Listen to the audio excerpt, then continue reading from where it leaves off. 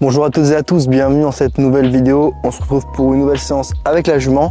Mais juste avant de commencer, laissez-moi vous expliquer ce qui s'est passé dans les épisodes. Précédents. Dans les épisodes précédents, comme vous le savez, on avait essayé de travailler, elle n'était pas vraiment motivée et du coup j'avais décidé juste de me poser, de rien faire et d'arrêter là. En réalité, ce qui s'est passé, c'est que par la suite, comme je vous l'avais dit, j'ai proposé une promenade et on est parti du coup en extérieur tous les deux. On a refait quasiment le même chemin que la promenade d'avant qui était non filmée elle aussi, et était beaucoup plus étendue sur le chemin. Qu'est-ce que j'en déduis? J'en déduis que quand on va dans un environnement nouveau, elle est un petit peu alerte, mais qu'une fois qu'elle a vu, elle est en mode ok c'est bon, tranquille. Donc c'est vraiment intéressant ce learning là. Au niveau des soins, on a commencé à refaire la dermite et je dois vous parler de quelque chose qui ne fait pas plaisir et dont je n'ai pas forcément envie de parler par ego. Mais l'important c'est de progresser, c'est pas d'avoir de l'ego. Et donc voilà, en fait j'ai remarqué qu'il y avait des petites difficultés dans la dernière séance. Donc il y a eu du bien, notamment avec le montoir, etc. Mais après j'ai l'impression que c'était un peu disparu et ça m'avait un peu énervé.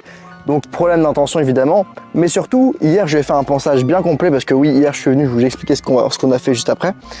Mais j'ai fait un pensage complet et ça m'a fait rappeler que comme je dis dans les premières vidéos, prendre du temps à brosser ton cheval et passer du temps avec lui, c'est des choses qu'on fait au début mais qu'après quand on a des résultats on développe de l'ego et on ne le fait plus. Et je suis tombé pas dans mon propre piège mais dans le piège dont j'avais également conscience. Mais c'est bien, c'est important car ça permet de se rappeler d'où on vient, de se rappeler que si ça marche pas, c'est que tu n'appliques pas les fondamentaux, contrairement au début où tu les appliquais, ça fonctionnait bien. Donc hier, je vais faire un super pensage bien complet et du coup, je me suis rendu compte de ça. Et elle était nickel, elle bougeait pas et tout. Elle était même très concentrée, vraiment on a bien pris le temps. À la suite, j'ai vu qu'elle était connectée et du coup, ce qu'on a fait hier, c'est que je lui ai mis le licol et je lui ai mis des rennes. J'ai mis des rennes sur le licol. Je vais vous montrer aujourd'hui. Si elle est chaude de travailler, comment ça se passe. Et qu'est-ce qu'on a fait hier? Tout simplement, je me suis amusé à la déplacer avec les rênes. Donc, rênes au-dessus de l'encolure comme ça, les passages, elle disait rien. Je me suis même amusé à secouer les rênes autour d'elle et balancer à gauche, à droite. Elle ne bougeait pas, j'étais assez impressionné. Ça, je pense que c'est un travail qui a dû être fait par le comportementaliste précédent. Qui a travaillé la jument bien avant que j'arrive et je pense que c'est des choses qui ont dû être faites parce qu'ils devaient penser que la peur venait peut-être de la selle ou des enraînements, enfin des enraînements de l'équipement peut-être, et du coup ils ont bien désensibilisé à tout ça, mais on voit qu'elle reste dans des peurs, mais ça par contre tout ce qui est renne et tout, elle a pas peur, donc c'est vraiment top. Suite à ça en fait j'ai déplacé un petit peu, je la mets un petit peu vers le montoir et tout ça. Donc vraiment dès qu'on arrive dans la zone du montoir ici, elle aime vraiment pas, mais par contre j'ai pris mon petit tabouret bleu et je me suis amusé à sauter et à monter dessus et c'est passé. Et je me suis même amusé à rester sur elle en sac à patates 2-3 secondes. Parce qu'avant on se posait, on descendait et elle était vraiment cool. Bon après, je l'ai fait une fois à gauche, une fois à droite. Elle est partie dans le trot et j'ai compris que du coup c'était la fin de la séance, qu'elle avait plus envie. Et je me suis dit bon c'est pas grave, on la respecte, on la laisse sur ça. Et du coup je l'ai laissé sur ça, puis c'était la fin de séance, puis j'ai fait les soins. Et du coup je remets la crème pour la dermite. Également elle a des gales de boue, donc ça faut que je m'en occupe, faut que j'aille chercher de la bétadine et de la vaseline on m'a dit. Donc comme ça on désinfecte et on enlève les croûtes et après on met la crème grasse. Donc c'est des choses qu'on va essayer.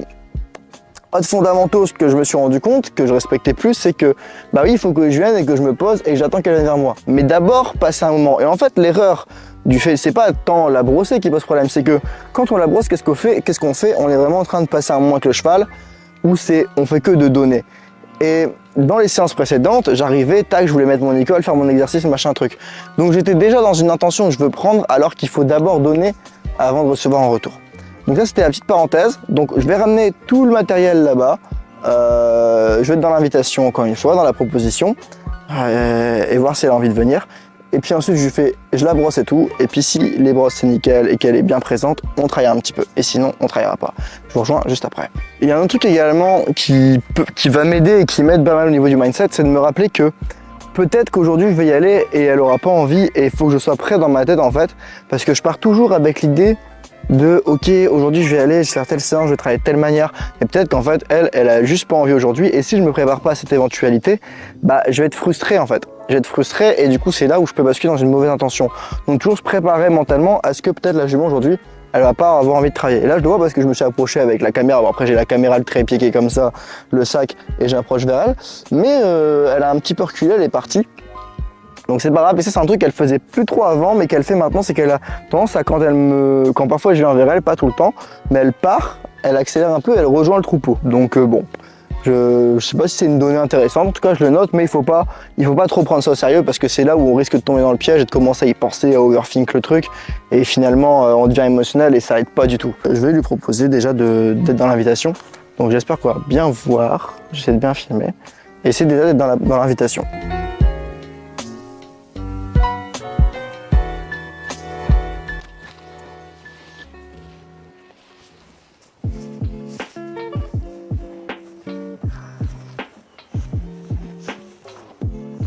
Choupette.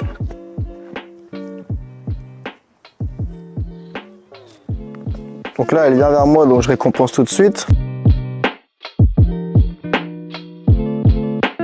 Alors là il se passe un truc intéressant, c'est que elle vient vers moi, donc je récompense, donc elle initie l'interaction, donc j'étais dans l'invitation mais pas tant que ça. Je me suis avancé et dès qu'elle m'a regardé, j'ai attendu, elle a mangé, j'ai attendu, puis elle est venue vers moi naturellement.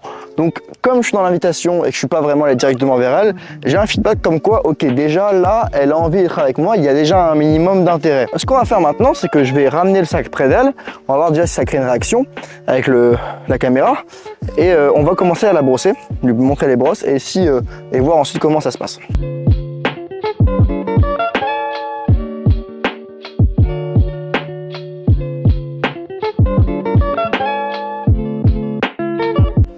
Bon, du coup les brosses se sont super bien passées, elle est repartie manger juste là-bas, donc je vais ranger le matos, prendre le filet et le licol et les rênes, et puis on va essayer de refaire proposer le licol, tout d'abord avec le licol, ensuite proposer les rênes et faire les mêmes exercices qu'hier. Donc c'est parti, j'ai proposé le licol.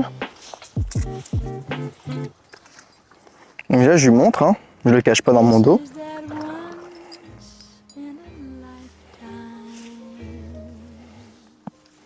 Alors j'ai mis dans le bon sens, ce sera mieux. Alors là, est-ce que c'est du désintérêt? Difficile à dire, je continue à aller vers elle.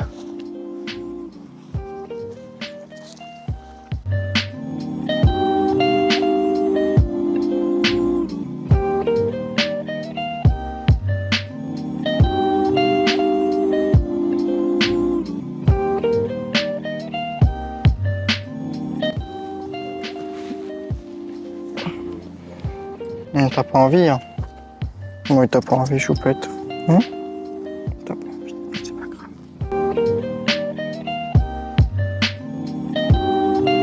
Alors, du coup, je vais vous faire un bilan, donc on va s'arrêter sur ça pour aujourd'hui.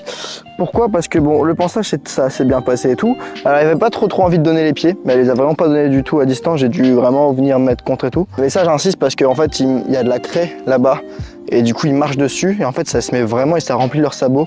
Et c'est vraiment pas ouf quoi. Donc ça je suis obligé de lui faire, c'est vraiment pour des questions de santé.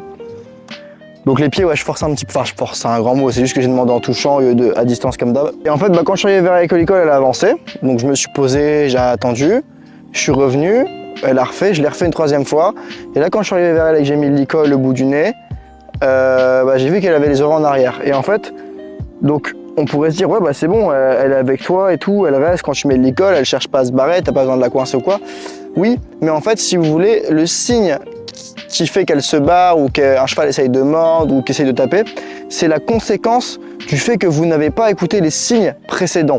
Et là typiquement, elle est pas violente du tout, elle peut être violente mais c'est jamais dans la volonté d'être violente, c'est juste parce qu'elle a des réactions fortes qui peuvent être violentes. Enfin en tout cas, avant, depuis que je la travaille, ça va un peu mieux. C'est assez rare, c'est déjà arrivé une ou deux fois, mais c'est assez rare. Et très souvent, c'est de ma faute. Mais parce que je suis trop brusque. Mais ce que je veux dire, c'est que souvent, avant qu'un cheval frappe ou morde, il va mettre les en arrière, il va montrer des expressions faciales d'inconfort. Et là, en fait, clairement, j'aurais totalement pu lui mettre le licol. Et c'est ce que j'ai fait. J'ai mis le bout du nez, j'ai passé la têtière, mais j'ai pas fermé parce que j'ai regardé et j'ai vu qu'il y avait plusieurs signes d'inconfort. Donc, j'ai juste arrêté. Et c'est aussi ça le respect du cheval, c'est pas se dire ah il s'en va donc je m'arrête, mais c'est écouter tous les signes qu'il y a avant. Et c'est pas une fois que le cheval s'en va et qu'on le laisse tranquille, on dit ah je l'écoute mon cheval parce qu'il part quand il s'en va. Non, c'est pas parce que votre cheval part et que vous le laissez partir que vous pouvez dire ah bah je laisse partir mon cheval parce que je l'écoute. Oui, bien sûr, dans les faits c'est vrai, mais c'est incomplet parce que peut-être qu'en fait votre cheval a déjà montré des signes d'inconfort avant même de partir et c'est peut-être juste le fait qu'il parte parce que vous n'avez pas su écouter ces signes d'avant. Et justement, pour être dans cette confiance et ce respect mutuel, bah, il faut que je puisse respecter le fait qu'elle mette les oreilles en arrière, le fait qu'elle ait l'œil un peu comme ça, et que tout ça, c'est des signes d'inconfort. Donc peut-être que c'est pas le licol qui la rend inconfortable, on le sait, on l'a vu plein de fois, c'est pas non plus ma présence, c'est peut-être juste qu'aujourd'hui, elle a pas envie d'être en licol, elle a peut-être pas envie d'être travaillée. Effectivement, elle est en train de traîner avec le poulain là-bas.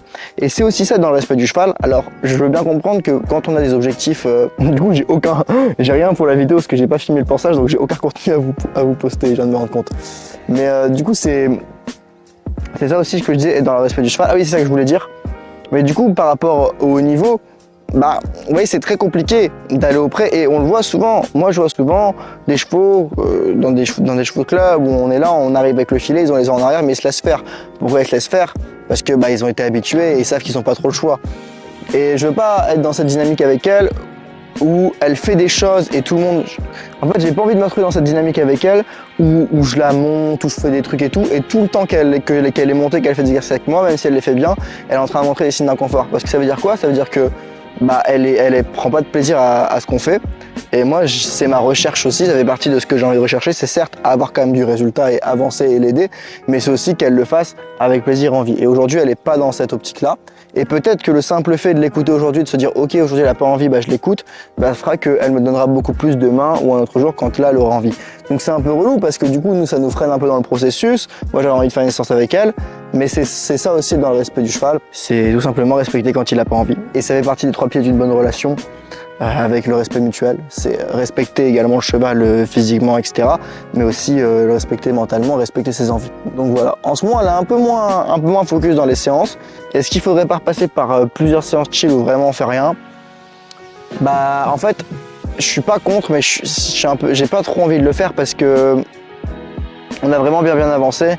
Et je sens que je vais bientôt pouvoir monter dessus. Alors il y a encore beaucoup de temps, mais je veux dire, on est sur la bonne voie. On n'y est pas encore, on est loin d'y être, mais on est sur la bonne voie. Et j'ai peur que justement passer dans une phase plutôt de détente où on travaille plus trop, ça vienne un peu dégrader le travail qu'on a fait précédemment, quoi. Donc je sais pas. Mais en tout cas, ça c'est l'ego. Il faut rester focus sur le process. Et le process, il dit que bah, quand il y a une petite dégradation dans la relation, il faut revenir travailler la relation.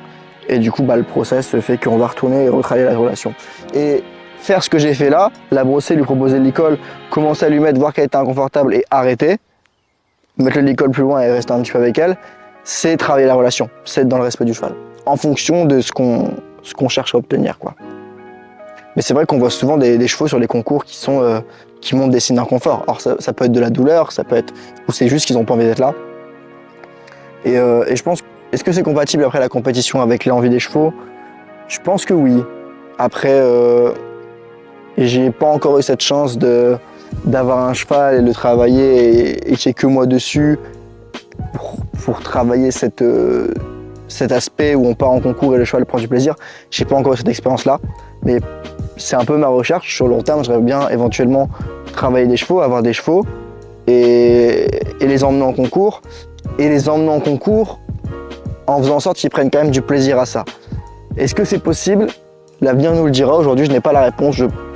Instinctivement, je pense que c'est vraiment possible parce qu'il y a des chevaux qui aiment ça.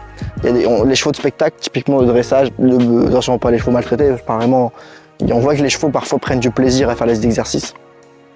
Tout comme des chevaux, naturellement, on laisse des chevaux en pâture dans un terrain de cross, parfois ils vont sauter les obstacles par eux-mêmes, juste pour le kiff. Donc c'est des choses qui sont déjà arrivées. Donc il y a quand même ils font pas ça pour rien, c'est qu'il y a quand même un plaisir là-dedans. Donc après, à voir comment est-ce que c'est compatible avec de la compétition, parce qu'il y a la compétition, mais aussi l'entraînement qui est autour. Et dans cet entraînement, si le cheval n'a pas envie, on fait comment? C'est des questions que je me pose, j'ai plusieurs idées, mais je vais d'abord réfléchir par moi-même là-dessus et expérimenter avant de vraiment prendre une position trop tranchée. Mais voilà, c'est la fin de cette séance. Bon, on a beaucoup parlé, on n'a pas fait grand-chose aujourd'hui, mais j'espère que vous avez kiffé quand même. Si c'est le cas, le petit like, le petit abonnement. Et sur ce, prenez soin de vous, et je vous dis à la prochaine. Bye tout le monde. Je viens de créer le guide du cheval sensible dans lequel je te donne les 6 erreurs qui t'empêchent d'avancer. C'est une masterclass de 30 minutes en vidéo, totalement gratuite. Et si tu veux y accéder, t'as juste à aller dans la description. Et puis je te l'enverrai par mail.